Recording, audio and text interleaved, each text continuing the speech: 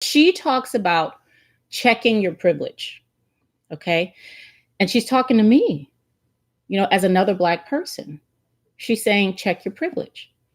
And at first I'm like, what you mean by that? Check my privilege. Okay. What she was saying is that we all have privilege. Okay. Now, last night on Jay Wilson's panel, there was clearly Jason, I believe his name was a privileged individual. Okay. As Susie said, he was the unseasoned panel member. Okay. He was the one with no seasoning. All right. And he was speaking from that place of privilege. Okay. He was speaking as the unseasoned member. I'm going to tell you all of this stuff. Now, let me tell you what that sounds like. Okay. Because when Ijeoma talks about checking your privilege, this is what it sounds like. So let's say there was a panel of little people. All right. And I mean, people who are born, like, I forget what height you have to be a little person, but like really short, like little people of Atlanta and LA and all that stuff. Right. So let's say there's a panel just of little people and I'm there. They invite me to the panel. Okay. I'm clearly not a little person, but when I speak, I'm telling these little people, okay, this is how you need to raise your kids. This is what this person said. And, this is how y'all need to be thinking about this. And this is how, because I'm speaking from my tallness, which is my place of privilege. Okay. For a little person, privilege is being tall. You get privilege. You know what I'm saying? You don't get looked over. Okay. You get offered the job. You get, because I'm tall. All right. So that's my place of privilege. I'm also privileged. I mean, out of that scenario, but in life, I'm privileged in the United States of America because I'm heterosexual. That's the norm. Okay. That's the norm. When I go out, I go with my boyfriend. Ain't nobody looking at me funny and, all this, or if they are, it's not because I'm with a man. Okay. That's a place of privilege. So in her book, So You Want to Talk About Race, what she's saying is everybody, I don't care who you are, how low you think you have some privilege. I have college degrees. Okay. That's a privilege. It is. Now, as far as last night, what the problem was, okay, now we all have privilege. Let's understand that. But what the issue is, you cannot speak about a subject from your place of privilege. You can't do that because you don't know. There is no way for me to be on a panel of little people trying to tell them how they should think about things, how they should run their lives, how they should, this is why this happened and that. I can't do that. Okay, because I don't have their experience. I don't know what it's like to live like a little person. I don't care how many books I read. I don't care how many episodes of Little Women of LA that I looked at. I don't know what it's like to live as a little person. Okay.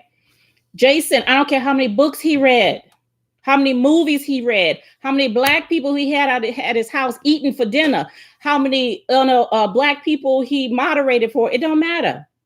He does not know. So he cannot speak, okay, from that place. Now, if I'm on a panel of little people, say, and some of them are mothers, I can speak as a mother. I'm a mother. Yes, that's where we're the same. I can speak as a mom. And I don't care how tall or short your kids are kids. Okay. So I can do that. I can say, yes, if they're all YouTubers, I can speak from my place as a YouTuber and say, okay, as a YouTuber, this is what I can say about this situation. Because I'm not speaking from a place of privilege. We're on common ground now. Like that's where I'm speaking from. Last night, Jason could have said, as a YouTuber, as a man, because there were other men on the panel. Let me say this, as a man, as an employee of an organization, you have to find, you can speak from your place of commonality, but you can't speak about racial issues from a place of privilege. You cannot, okay, because you don't know what the hell you're talking about.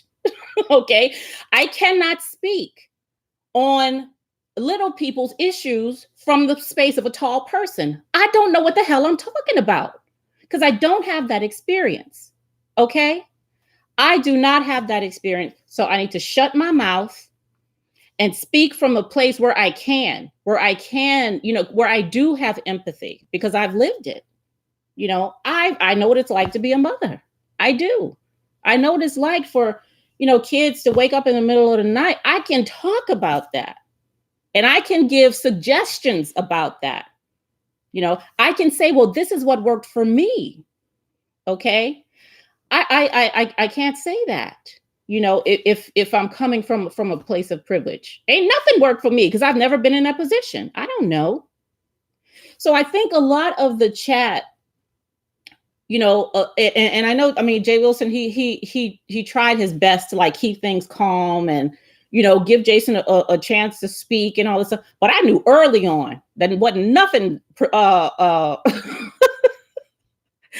nothing productive was coming out of his mouth because he was speaking from the wrong place. Okay. He was speaking from the wrong place.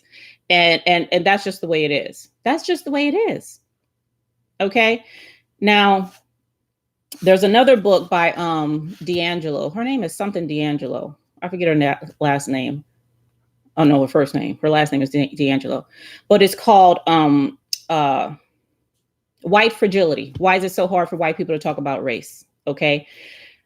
She speaks to audiences. She's a white lady. She speaks to audiences that look like her. Okay. That's who she speaks to. Now, if Jason wants to get on a panel of an audience that looks like him and talk about all this stuff, then that's fine. From his position, from his place of privilege, he can do that. Okay, he can do that. And to sit back and say, oh, I don't have no privilege just because I'm whatever. That's a lie. I have privilege because I'm tall. I have privilege because I'm heterosexual, like I said. Okay. I have privilege because I have a degree. And that's what Ijeoma was talking about in her book. We all have it. Stop sitting back thinking that you don't have it. And yes, in the United States of America, being white is a privilege. Okay. That's just the way it is. And not admitting it is just ignorant. Okay. Now let me tell you something else. I said at the beginning, everybody's trying to be white. Okay. Because let me tell you, James Baldwin. I love James Baldwin. Y'all gonna hear me talk about James Baldwin forever. I love him. Okay. James Baldwin said, I have yet to meet a white person who can prove that he's white. And what he means by that, he said, there are people over here from Italy. There are people over here from France, Belgium, Russia, Africa, Canada. Show me a continent, a country called white, where white people come from. Show me that. Okay. And that's what he was talking about. White is not true. Just like black is not true. There's no land called black where black people come from. Okay. None of that is true. Those are all constructions. Okay. Everybody knows race is a construction. Something, we done made up. That shit ain't true. It's not true. Okay. But what he's saying though, is that, and what I'm saying, when I say everybody's trying to be white is like a tier. Okay. It's like a tier up here. Okay. Everybody who came, and they talked about this a little bit on the panel. Everybody who came here that we now called white was not white when they first got here. Okay. The lack of melanin does not make you white in America. Okay. It doesn't. Just so you know, it doesn't. They had to be added to the group. Okay, by the folks who were already over here. And I'm talking about the Italians and the Jews, and the Irish, they were treated like trash. They weren't white yet. Okay, until they were added to the group. Now, even in, and I said this for some research that I was doing on something. I was looking at religions in different all over the world. Okay, in Africa, they had pictures of angels. You know, they skin just like mine, but they were white angels. They were white angels. Why? Because white means a certain thing. White means clean. It means pure. It means, good. It means, that's what white means. Okay. And they're white angels. So when I say everybody wants to be white, for all of us who lack privilege in some ways, we want that privilege. Okay. Little people want the same privilege as tall people. That's their white. For a little person, their white is to be 5 foot, whatever, so that you're no longer little. Now, I'm not saying they don't like being little people, but that's what I'm saying. For Black people, our white is to be treated the way people who don't have so much melanin are treated in America. Okay, that's the white we're trying to get to. For LGBTQA plus community, okay, their white is to be treated like heterosexuals. Just be left alone. Let me love who I want to love. What is that? You know what I'm saying? That's their white.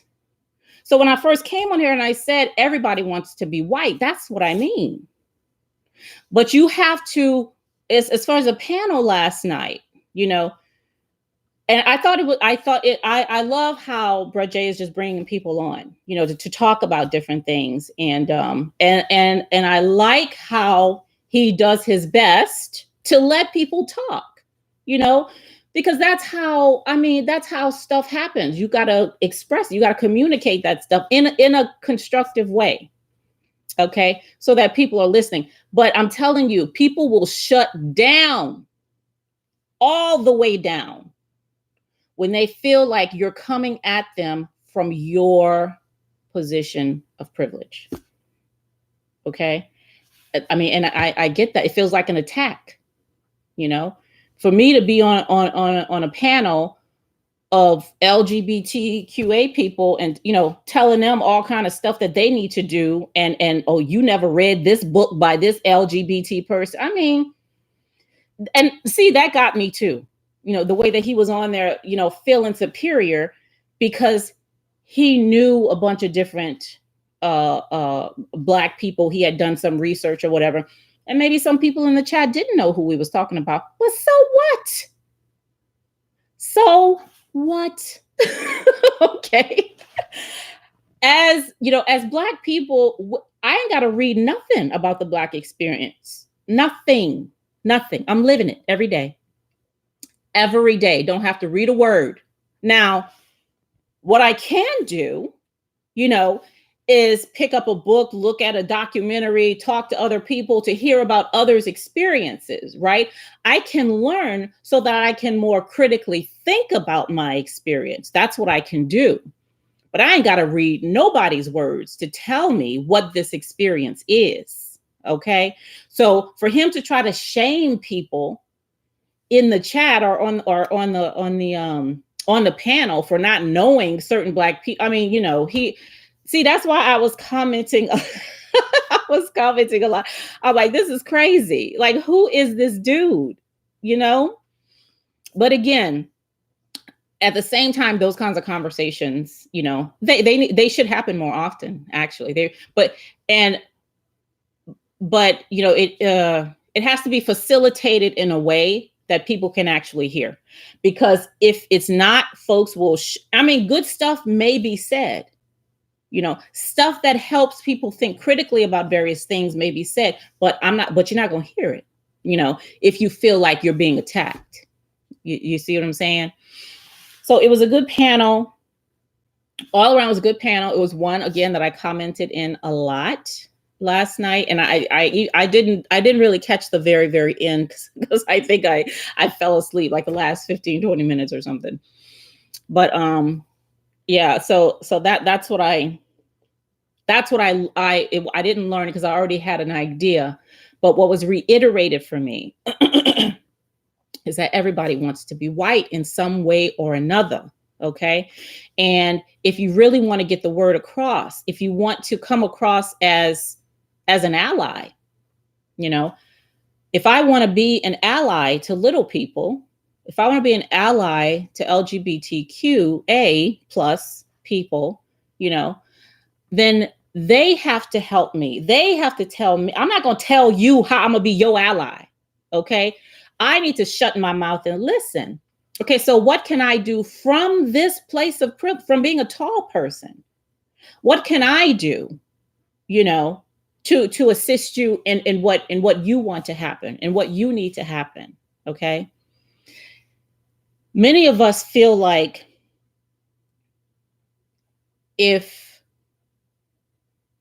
many of us feel like we're going to be losing our own privilege, you know, if we empathize with people. Okay. Like if I empathize with, and I told you I'm a part of that Facebook on that group, the little people group on Facebook. I never say anything. I just listen. And I try to see, you know, what they're doing, what they're talking about, what their issues are, you know, what their successes are, all that stuff. I listen. Okay. Now, I don't know any little people personally. I don't. I haven't. I don't even know if I've ever met any.